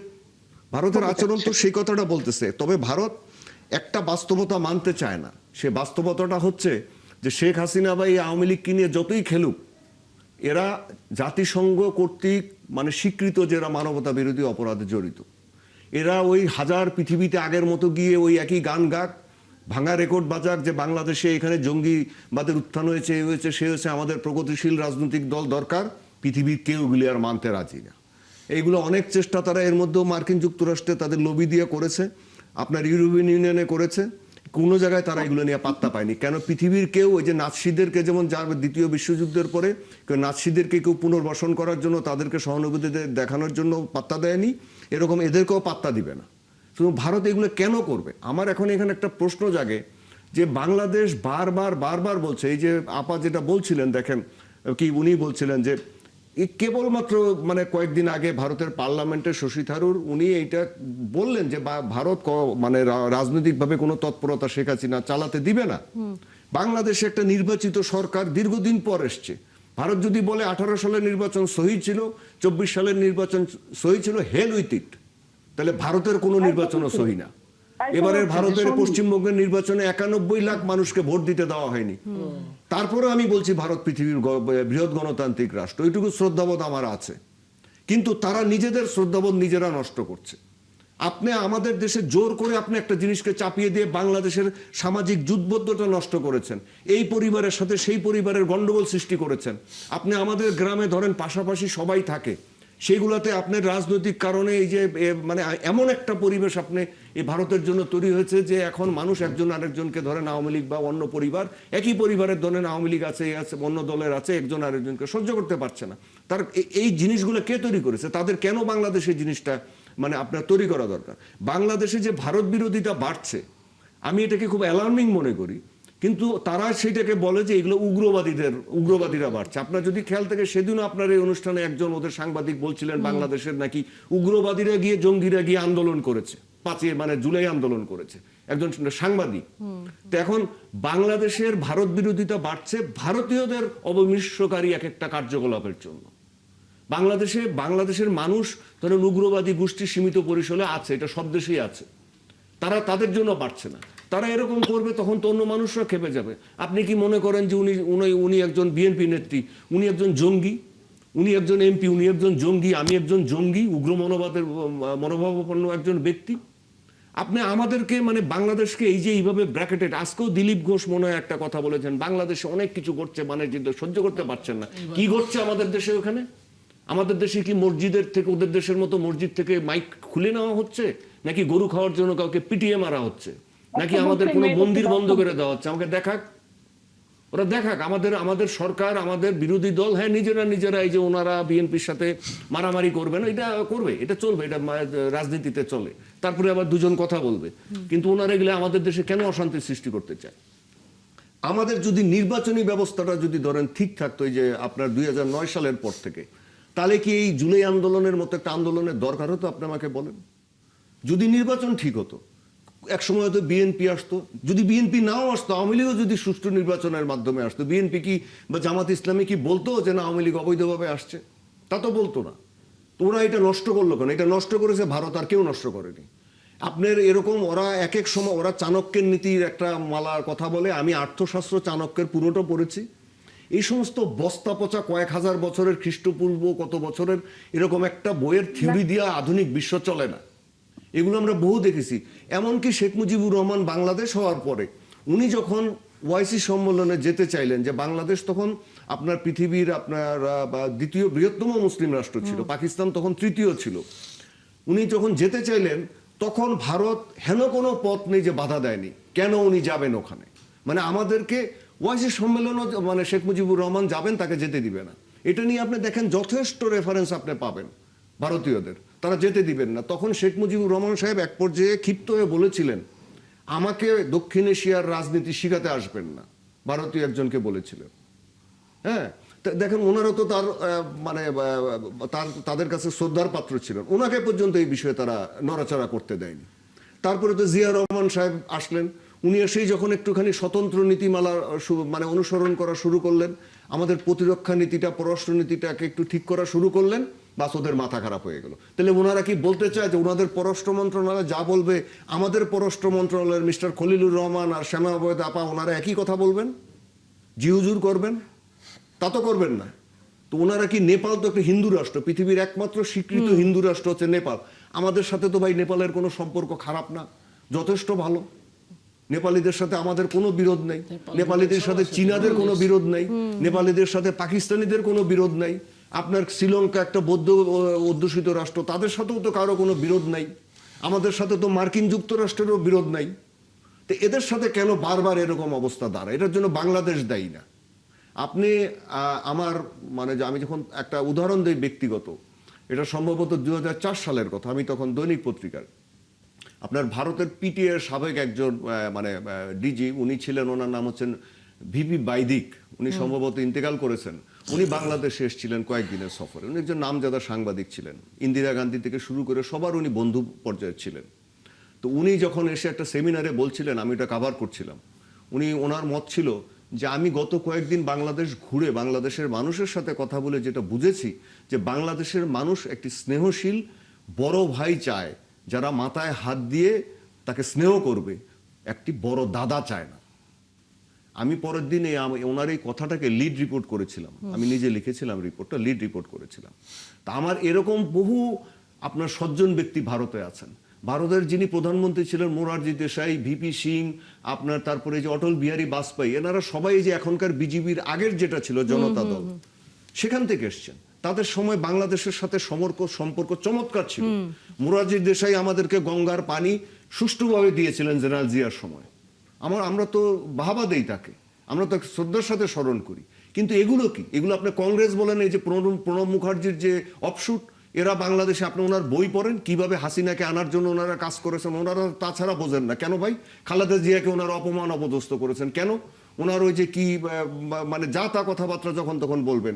আপনি এই জিনিসগুলো যদি ভারতীয় পক্ষ থেকে বন্ধ না হয়, তাহলে আমার আশঙ্কা যে বাংলাদেশ হয়তো এক সময় বাধ্য হয়ে নিজের নিরাপত্তা, নিজের স্থিতিশীলতা, নিজের অর্থনীতি রক্ষার জন্য চরম ভারত বিরোধী শক্তির সাথেও আপনার বন্ধুত্ব করতে আরো কয়েক ধাপ এগিয়ে যেতে পারে। তখন কি সেটা ভারতের জন্য ভালো হবে? নিশ্চয়ই আপনি যে বিষয়টি সামনে নিয়ে আসছেন, এই বিষয়টি হয়তো ভূ রাজনীতিতে বিশাল একটি প্রভাব পড়বে যদি এই ধরনের অবস্থানে আসলে চলে যায় আমাদের প্রতিবেশী দেশগুলো। আমরা আজকে দেখেছি যে 11 দলীয় ঐক্যের একটি কর্মসূচিতে সেখানে এনসিপির প্রধান তিনি বলেছেন যে সরকার নির্বাচনের শুরু থেকে বিশ্বাসঘাতকতা করছে। একটু বলবেন ডক্টর আতিক মুজাহিদ, বিশ্বাসঘাতকতার জায়গাগুলো কোন কি? বিশ্বাসঘাতকতা হলো যে সরকার ইলেকশনের আগে যা বলছে তার বিপরীত করতেছে। ধরেন একটাই ধরি, বড় মেজর এজেন্ডা ছিল 1 কোটি জব তৈরি করবে 18 মাসে। আমরা দেখলাম গত 5 মাসে প্রায় 25,000-এর মতো জব লেস হয়ে গেছে আর কি। গত 2 দিন আগে বিসিএস এর একজন আমাদের প্রেজেন্টেশন করলো, প্রায় 50% ফ্যাক্টরি গ্যাসের অভাবে ফাংশন করতেছে না, অনেক জায়গায় সমস্যা হচ্ছে, বিদ্যুতের সমস্যা হচ্ছে। তাহলে এটাও একটা বড় জিনিস, আমরা বিদ্যুৎ নাই, গ্যাস নাই। আপনারা যদি সংস্কারের কথাও বলেন, যেখানে পার্লামেন্টে দাঁড়িয়ে আমাদের সম্মানিত স্বরাষ্ট্রমন্ত্রী বললেন যে আমরা ভোটের স্বার্থে সাইন করেছি বা জুলাই সনদ মেনে নিয়েছি, জুলাই গণভোট মেনে নিয়েছি, এখন আমরা এটা আসলে ইস্যুই না। তো এরকম অনেক বিষয় যেগুলো কমিটমেন্ট করেছে, সেই কমিটমেন্টগুলোকে ওনারা আসলে ব্রেক করেছে। ফ্রম দ্যাট পার্সপেক্টিভ হয়তো নাহিদ এটা বলেছে যে সরকার যা বলতেছে তার বিপরীত কাজ করতেছে, কাইন্ড অফ প্রতারণা করতেছে অনেক বিষয় আর কি জনগণের সাথে। এই তো এরকম হতে পারে, এরকম হতে পারে। তার জন্য কি সামনের দিনগুলোতে আপনারা এক ধরনের, আমরা দেখেছি যে কর্মসূচির ঘোষণা দিয়েছেন, সেটি লং মার্চের একটি কর্মসূচি দিয়েছেন, বিষয়গুলো নিয়ে তো সামনে আমরা অধিবেশনে আশা করতেই পারি যে আপনারা আলোচনা করবেন। সেখানে আবার রাজপথেও আন্দোলন, একটু কি 2 রকম আচরণ হয়ে যাচ্ছে কিনা? আপনি দেখেন যে গত কয়েকদিন ধরে আপনি তখন বিদ্যুৎ নাই, আপনি কি ওয়েট করবেন যে আনটিল আনলেস পার্লামেন্ট ওপেন হয় 2 মাস পর পর, যেহেতু পার্লামেন্টের একটা সেশন থাকে টোটাল সারা দেশে সারা বছর পরে 75 দিন প্লাস হয়, তো 90 দিন ধরেন যে এরকম হয়। তো সেখানে আপনি ওয়েট করতে হবে যে 2 মাস পরে 61 দিন ইন্টারভ্যালটা হয়, তারপরে আসবে, তারপরে কথা বলবেন না জনগণের ভাষায় কথা বলবেন। আপনার খাদ্যদ্রব্য পণ্য বেড়ে যাচ্ছে, এটা একটা মিসম্যানেজমেন্ট। মিনিস্টার যে সংশ্লিষ্ট মন্ত্রী তো আসলে আপনার ফেইলর। কারণটা কি, আজকে আমরা দেখলাম যে আপনি 4 জন সচিবকে রদবদল করলেন, তার মধ্যে জ্বালানি একজন। তারপরে কেন করলেন? অবশ্যই জ্বালানি মন্ত্রী আপনার ফেইলর, অথবা সচিবকে আপনি দোষ দিলেন, রাইট? কোনো ধরনের স্টেটমেন্ট পাচ্ছি না। বিদ্যুৎ নাই এবং বিদ্যুৎ নাই নিয়ে থ্রেট করতেছেন, আপনার যে আচ্ছা তাদের ব্যাপারে অ্যাকশন নেওয়া হবে। মানে একটা কাইন্ড অফ, আপনি রাষ্ট্রীয় একটা সার্ভিস দিতেছেন, টাকা দিতেছেন, ভুতুরে বিল আসতেছে, এটাও বলা যাবে না, মানে উল্টা আপনাকে থ্রেট করতেছে, বিদ্যুৎ দিতে পারতেছেন না। তো এই বিষয়গুলো তো খুবই ভালো জিনিস না কমপ্লিটলি। এখন আসেন যে রাজপথে থাকবেন কিনা। রাজনীতিবিদদের তো কাজ কয়টা, যারা এমপি হবে তারা পার্লামেন্টে কথা বলে, পার্লামেন্টের সেশনে আর্গুমেন্টালি, আর রাজপথে জনগণের দাবি নিয়ে সবসময় আপনি মুভ করবেন। তো জনগণের দাবি নিয়ে আপনি কথা বলবেন, সরকার যখন শুনবে তখন তার স্টপ হয়ে যাবে। এখন যে দাবিগুলো নিচ্ছে সেগুলো যৌক্তিক কিনা সেটা বলেন। না অযৌক্তিক দাবি নিয়ে ঘুরে বেড়াচ্ছে, সেটা যদি হয় তাহলেও একটা ভিন্ন বিষয়। যে না ভাঙচুর করতেছে, রাস্তাঘাটে করতেছে প্রচুর পরিমাণ, যেটা এরকম তো কিছু ডিস্ট্রাকশন হইতেছে না, এটা পিসফুল ডেমনস্ট্রেশন, কনস্টিটিউশনাল অ্যাপ্রোচ, সেই কাজটা করবেই, জনগণের দাবি নিয়ে নামবে। না 5 মাস সময় হয়েছে, সরকার কি এখনই কি বলার সময় হয়েছে, এটা কোনো আর্গুমেন্ট না, 5 মাস নয়। হ্যাঁ অবশ্যই বলবেন। সেটা হচ্ছে যে আজকে বাংলাদেশের সবচেয়ে বড় ইস্যু হওয়া উচিত ছিল যে ভারতের এই মুভটা, যে 5ই আগস্টে তারা সেখানে হাসিনাকে অনুমোদন দিয়েছে। তা আপনাদের তো উচিত ছিল প্রায়োরিটি বেসিসে আগে এটা নিয়ে রাস্তায় নামা, সেটা নিয়ে না নেমে আপনারা সচিবালয়ে গেলেন কেন? আচ্ছা শুনেন, আমরা কিন্তু দেখেন আমাদের আজকে আমাদের কিন্তু একটা স্টেটমেন্ট গেছে এবং সংবাদ সম্মেলন গেছে এটার ইস্যু নিয়ে, আবার এনসিপি থেকে আমরা এনসিপি স্ট্রংলি বলেছি, আমরা কিন্তু আমরা নিজেরা শেয়ার করে গভর্নমেন্টের এই প্রেস রিলিজকে অ্যাপ্রিশিয়েট করেছি যে গভর্নমেন্ট ইজ ইয়াস। সেটা ঠিক আছে, আপনি আমাকে বলেন যে জিনিস গভর্নমেন্টের বিরুদ্ধে না, যেটা হচ্ছে রাষ্ট্রের বিপরীত, এবং সেটার ক্ষেত্রে আমরা বলেছি যে উই আর বিসাইড গভর্নমেন্ট, তাহলে আপনি তো গভর্নমেন্ট ক্রিটিক করলাম না। খেয়াল করেন 2 ধরনের, একটা হচ্ছে এক্সটার্নাল, এটার প্রতিবাদে একটা মিছিল করতে পারেন, মানে আপনি মিছিল করবেন ইন্ডিয়ার বিরুদ্ধে। না এই ইন্ডিয়ার যে এই অবিমৃষ্যকারী একটা ভূমিকা, এটার বিরুদ্ধে, এটা নিয়ে তো আপনারা একটা মিছিল করতে পারতেন। না করতে পারতাম একদিন, এটা আপনার সাজেশন, কিন্তু আমাদের জায়গা থেকে আমরা প্রেস রিলিজ করে এটার ব্যাপারে মন্তব্য দিছি, এটা হচ্ছে আমাদের সিকিউরিটির জন্য থ্রেট। আমরা স্ট্রেট বলেছি, আসিফ মাহমুদ সজিব ভাই আমাদের মুখপাত্র হিসেবে বলেছে, প্রেস রিলিজ করে বলেছে যে এটা হচ্ছে বাংলাদেশের সিকিউরিটির জন্য থ্রেট, এই মহিলা থ্রেট, এবং এটার ব্যাপারে গভর্নমেন্ট আরও বেশি স্টেপ শক্তিশালী নেওয়া দরকার। ডিপ্লোম্যাটিক তো কোনোভাবে কোনো পলিটিক্যাল পার্টি হয়তো মেনটেন করতে পারে, কিন্তু অন্যভাবে পাঠাইতে পারে না। সরকার বার্তা পাঠায়, তার পররাষ্ট্রমন্ত্রী আছে, ওনারা এখন চাইলে কিন্তু আরও বেশি শক্তিশালী হতে পারে। কি আপনার সামন জারি করে আপনি কিন্তু এই অ্যাম্বাসাডারকে ডাকতে পারেন, আপনি কিন্তু সরকার কিন্তু ওই হার্ডলাইনে এখনো যায়নি যে আপনি ইমিডিয়েটলি ডাক দেন কেন তোমরা এটা করলো, জবাব দিতে চাও, এটা কি চাইছে কি না, শুধু স্টেটমেন্টটা সেটাই দিয়েছে আপনারা বলতেন। না। সেটা আপনি যদি সাজেশন দিলেন, যদি দল মনে করে কনসিডার করে, কিন্তু ইস্যুটা হচ্ছে প্রেসিং। আপনি এখানে আছেন, এর বাইরে কিন্তু বিদ্যুৎ যাচ্ছে। আমরা আমরা আমরা আমরা থাকি সংসদ সদস্য কোয়ার্টার, সেখানে বিদ্যুৎ যাইতেছে। আপনি বলেন কোথায় বাংলাদেশে বাকি আছে? মধ্যপ্রাচ্য ইস্যুতে জ্বালানি সংকটের এটা তাহলে আপনারা সেই সমাধানের ব্যাপারটা এক্স্যাক্টলি বলেন। আমি আমরা বলি জ্বালানি সংকট যখন হয়েছে তখন আমরা দাঁড়িয়ে কথা বলেছি। আপনি সরকারি দল বিরোধী দল কমিটি করলেন, স্টপ হইল, আপনি তখন দাঁড়িয়ে পার্লামেন্টে কি বলেছেন? আগস্ট পর্যন্ত আপনাদের আপনার ফুল আছে, আপনি যদি আপনি ভেরিফাই করেন, রিচেক করেন, আমাদের জ্বালানি মন্ত্রী দাঁড়িয়ে বলছে আমাদের আগস্ট পর্যন্ত আমাদের সব কেনা আছে, কিছু আসতেছে, কিছু 2 লাখ টন অমুক জায়গা থেকে আসতেছে, বিশাল ফিরিস্তি দিলেন। তাহলে এখন আগস্ট মাস শুরুই হয়নি, আপনার কেন এলএনজি শেষ হয়ে গেল? এটা তো একটা ওই যে দুর্ঘটনা ঘটেছে। এখন আপনি বলবেন যে এফএসআরইউ নাই আমাদের, এটা আসলে না, এফএসআরইউ একটা আছে, ওটা দুর্ঘটনা ঘটেছে। এখন আমি বলি এই এফএসআরইউর ঘটনা যদি বলি যে ফ্লোটিং গ্যাস রিগ্যাসিফিকেশন বা আপনি এলএনজি টার্মিনাল 2 যেটাই বলেন, এটা কার নিয়ন্ত্রণে ছিল গত 12 বছরে, বা এখন কার আন্ডারে আছে বা কে করতেছে? এটা সামিট গ্রুপ এখন আবার নতুন করে পাচ্ছে। আমি ওই লাইনে গেলাম না যে আসলে বাংলাদেশ সরকার কে চালায় এখন, সামিট গ্রুপ আপনি কিভাবে থাকে এখনো, যে এই কথাটা বলেন। আমি বলি সে সামিট গ্রুপ আমাদের বিপিসি ইন্টারিমের সময় সামিট গ্রুপের একটা মামলা দিয়েছে যাতে করে যেন এই টার্মিনালটা সে করতে না পারে। সেই মামলাটা বিপিসি রিসেন্টলি উইথড্র করেছে। ওখানকার এক সচিব কি, জয়েন্ট সেক্রেটারির নাম কি, তার সাথে সামিটের কি আন্ডারস্ট্যান্ডিং আলো, দীর্ঘদিন সে ছিল এখানে 7-8 বছর ধরে, 7-8 বছর একটা জায়গায় এক হাউজে ছিল। এবং সেই সামিট গ্রুপ আবার এখানে তার মামলাটা উইথড্র হলো গভর্নমেন্ট আসার পরে, এবং বলা হচ্ছে তাকে আবার করে নতুন করে দেওয়ার চেষ্টা করা হচ্ছে। ইন্টারেস্টিং। হয়তো সামনে আরেকটা কোম্পানি রাখছে, হোক চাইনিজ হয়তো আমেরিকান, বিভিন্ন কোম্পানি, বেসিক্যালি এটা চাইনিজ। এটা কারণ 12 বছর ধরে সামিটের সাথে যারা কাজ করে, যে কোম্পানিগুলো বাইরের দেশে, তাদেরকে আবার সামনে রেখে সামিট সেই কাজটা করতেছে। তো এটা আমি অবশ্যই বলবো, কিন্তু আপনার তো গভর্নমেন্টকে স্বীকার করতে হবে যে আমরা এই জায়গাটাতে আমাদের ফুল হচ্ছে। কিন্তু সমস্যাটা কি, বাংলাদেশের মানুষ কোনো মন্ত্রী কোনোদিন ফেইলিওর বলে না। সফল অমুক পরের মন্ত্রী, 3বারের সফল মন্ত্রী, মানে অ্যাকনলেজ করতে ভয় পাই আমরা যে আমার এটা ফেল হইতেছে। ইয়েস, আপনারা ওয়েট করেন, আমরা আমাদের জায়গায় অনেস্টিটা দেখান যে আমি রেসপন্সিবল পারসন, আমাদের এই সমস্যা হয়েছে, মানুষকে অন্ধকারে রাখা হয়।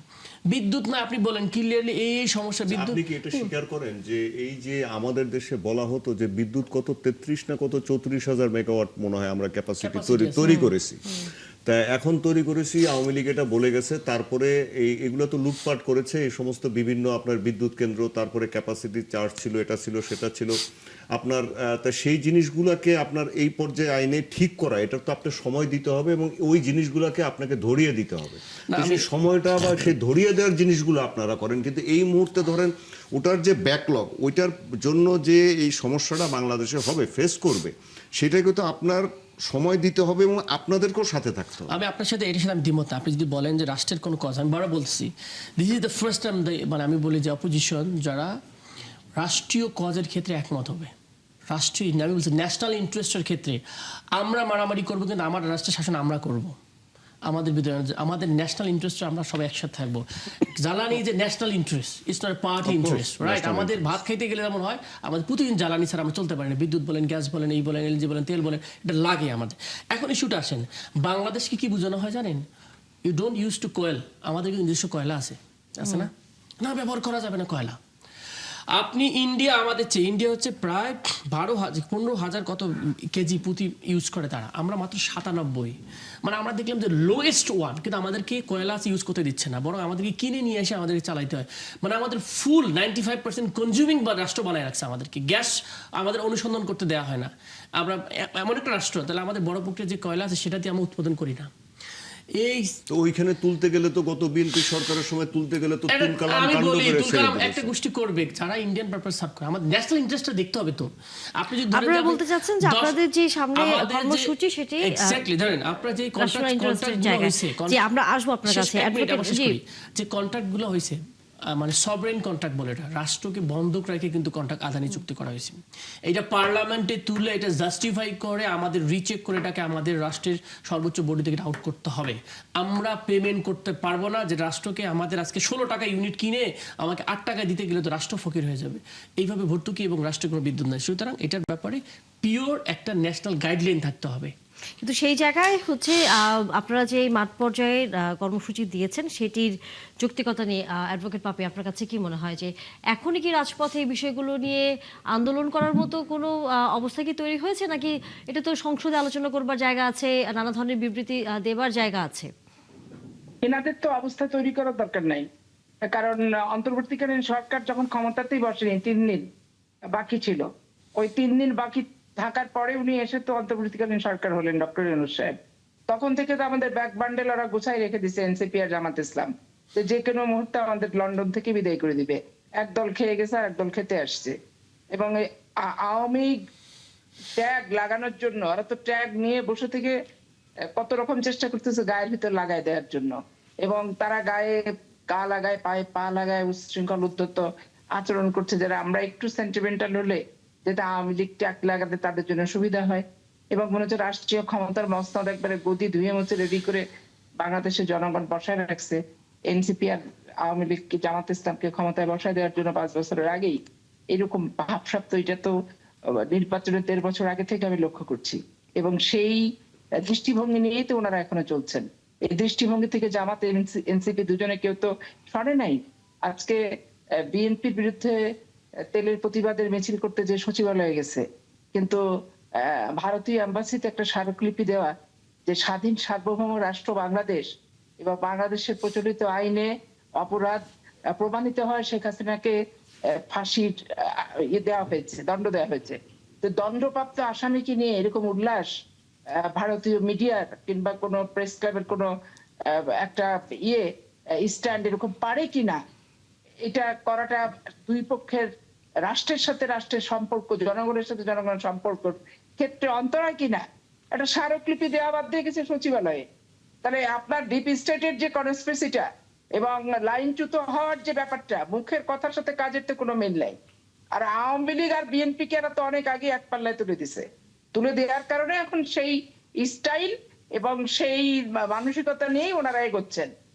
বাংলাদেশের বিদ্যুৎ, রেন্টাল বিদ্যুৎ যে আবিষ্কার এবং যেগুলো টেন্ডার দিয়ে গেছিল আওয়ামী লীগ, কোথাও বিদ্যুৎ কতটুকু হয়েছে, উৎপাদন হয়েছে কতটুকু, দরকার কতটুকু, এটা তো উত্তরাধিকার সূত্রে প্রাপ্ত গ্যাস, পানি, বিদ্যুৎ, জ্বালানি সংকট, অর্থনৈতিক পর্যুদস্ত যে অবস্থা, এই যে আর্থিক মূল্য কর্মক্ষেত্র তৈরি করার জন্য সরকার বলছে যে এতগুলা সৃষ্টি করব, এতটুকু বেশি সৃষ্টি করতে পারে নাই। আরে যেগুলো আছে করবে সেগুলোর বেতন দেওয়া নিয়েই তো আমি হচ্ছে টেনশনে থাকি। নতুন করে কর্মসংস্থান সৃষ্টি করে কর্মের পরিধি 5 মাসে 8 মাসে একটা উচ্চ শিক্ষিত ছেলে আর্থিক আশা করে কিভাবে? প্র্যাকটিক্যাল চিন্তা ভাবনা তো করতে হবে। এখানে প্র্যাকটিক্যাল বাস্তবমুখী চিন্তা না করে অবাস্তবমুখী চিন্তা ভাবনা করতে লাভ নাই। বাংলাদেশে এখনো দেখেন বাইং হাউসের প্রধান সিইও এর পোস্টটা ভারতীয়রা দখল করে বসে আছে। গুলশান বনানীতে যে দেখেন রেস্টুরেন্ট ব্যবসা জমজমাট সব ভারতীয়রা করছে, এবং অনেক বড় বড় গার্মেন্টস কোম্পানির প্রধান হচ্ছে ভারতীয়রা, এবং তারা বাংলাদেশের রেমিটেন্স নিয়ে তাদের দেশ উন্নয়ন করছে।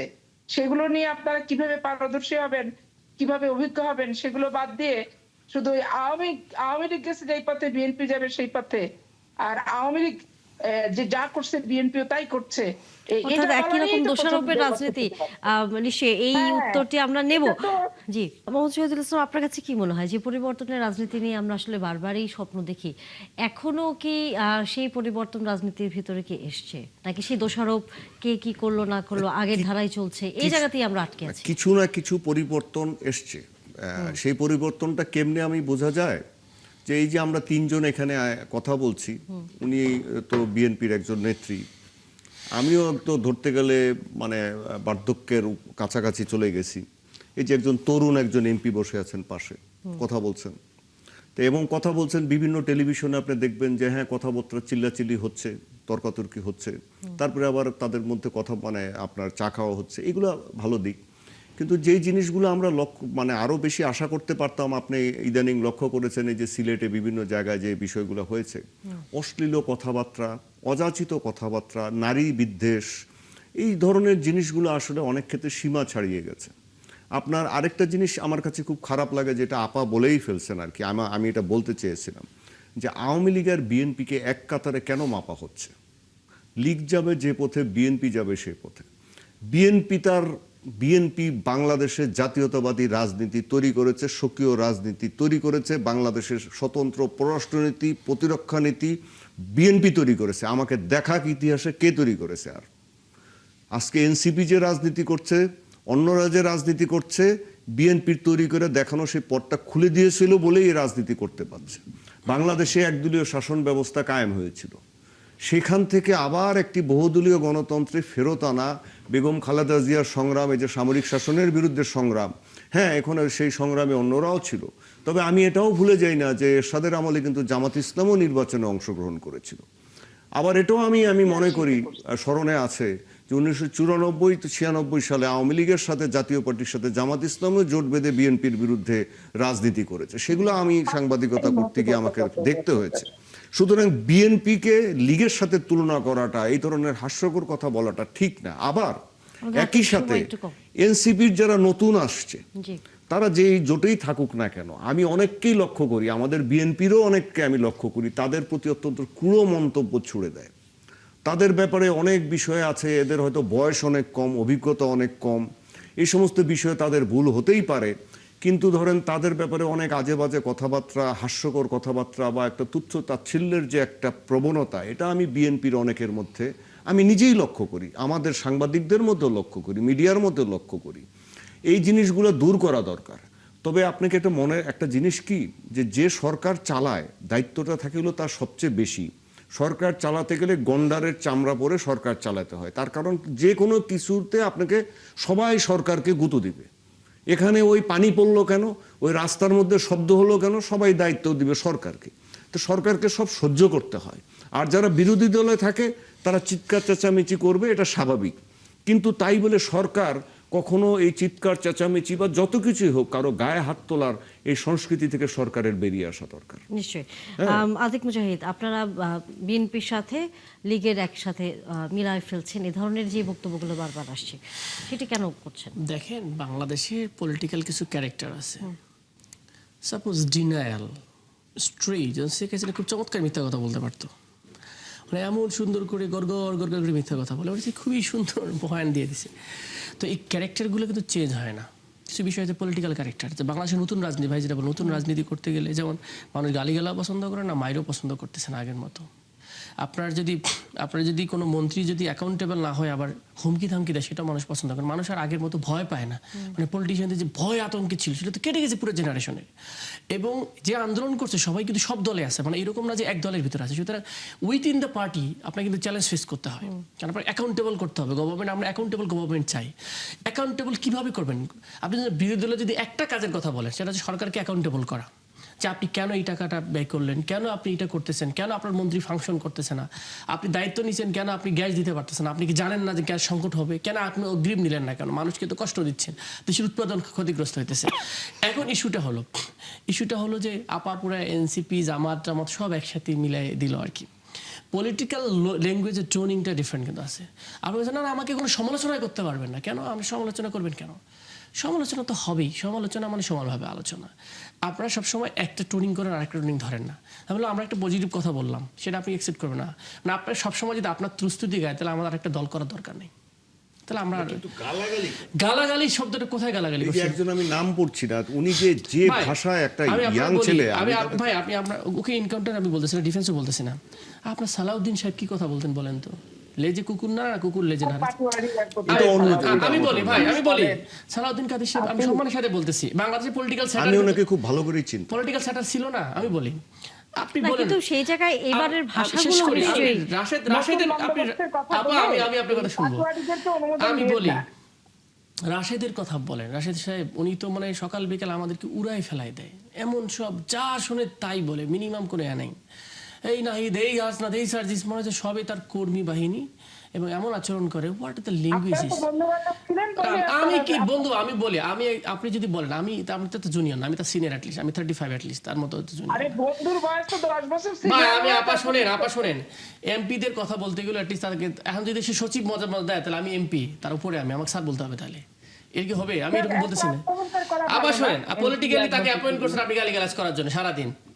হ্যাঁ ভণ্ডবস্তু আহ, ভণ্ডবস্তু অমুক তমুক অ্যাডভোকেট ব্যক্তিদের পাপিয়া, attack করে। বিএনপি আপনারা কিন্তু কেউ তারা ঠেকাচ্ছেন না। কি এবং আমি আসলে বলি- রাশেদ খানকে শেষ করি। নিয়োগ করেছে গালিগালা এমন করার একটা জন্য কাজ বিরোধী দলকে? এমন এক জায়গা থেকে আমাদের আসলে প্রাইম সময় মিনিস্টার শেষ, উপদেষ্টা। আমাদের আসলে সময় শেষ। আমরা অ্যাডভোকেট পাপিয়ার কাছ থেকে শুনি, বিএনপি কি আসলে রাশেদ খানকে নিয়োগ দিয়েছে বিরোধী দলকে গালিগালাজ করার জন্য? তার আগে আপা বলেন যে এই যে বিদ্যুৎ এখানে বিল হচ্ছে নিয়ে কি? মানুষকে এরকম ভাবে দেওয়ার ভুতুড়ে দরকার কি, ভুতুড়ে খোঁচা বিল দেওয়ার দিচ্ছেন দরকার কেন? কি, উদ্ধত্তপূর্ণ ভাবে খোঁচা দেওয়ার দরকার এখানে কি? ব্যাপার হচ্ছে কি যে ট্রলগুলো প্রথম দিকে করছে এনসিপি বিএনপি কে নিয়ে, মনে করছে যে এটা খুব ভালো করছে। আসলে এনসিপি যে তলাতে তলাতে কোথায় তলায় যাচ্ছে এটা বুঝে উঠতে পারছে না। কারণ তারা তো সব বন্ধু বান্ধব, এই নূর রাশেদ এরা। তো এখন এসে বয়সে 15 বছর হলেও কি 10 বছরের বড় হলেও 5 বছরের বড় হলেও সে যেহেতু এখন এমপি হয়েছে, রাশেদ এমপি না, স্বাভাবিক তাদের ভিতরে একটা পক্ষ বিপক্ষ জেলাসি থাকতেই পারে, পছন্দ অপছন্দ থাকতেই পারে, সেটা ভিন্ন কথা। তবে একটা জিনিস মাথায় রাখতে হবে, মানুষ যখন কথা বলে একটা অধিকার নিয়ে বলে। এই যে ভাই যেটা বললেন যে চায়ের সংস্কৃতি, একজন আর একজনের সাথে ভালো কথা বলার সংস্কৃতি, এইটা তো আমি 80-র দশকে দেখে আসছি। একজন আর একজনের বিরুদ্ধে বলছি, আবার ওই আমতলাতে যে 1 কাপে 2 কাপ দুজন নিয়ে চুমুক দিয়ে চা খেয়ে চলে আসছি। তো সেইটা আবার 90-র দশকে আমরা পাইনি, আর এখনো পর্যন্ত আমরা পাচ্ছি না। আবার আওয়ামী লীগ যে 15 বছর ছিল, তাদের অপকর্মের কারণে টক শোয়ে যে যুদ্ধাযুদ্ধি হাতাহাতির মতো পরিবেশ উদ্ভব হয়েছে, করতে বাধ্য হয়েছি আমরা। কারণ এত অসহনীয় তাদের কর্মকাণ্ড, তারপর বক্তব্য। তো সেখানে তো 15 বছর যুদ্ধ করতে হয়েছে, টকশো স্বস্তি ভাবে টকশো করতে পারি নাই। তবে এখন ব্যাপার হচ্ছে কি, দায়িত্বশীলতার পরিচয় সবাইকে দিতে হবে। আর স্বৈরাচার শুধু বিরোধী সরকারি দল হয় তা না, বাংলাদেশের বর্তমানে বিরোধী দল যা আচরণ করছে, দুদিন পর স্বৈরাচার খেতাবটা তাদের নামের পাশে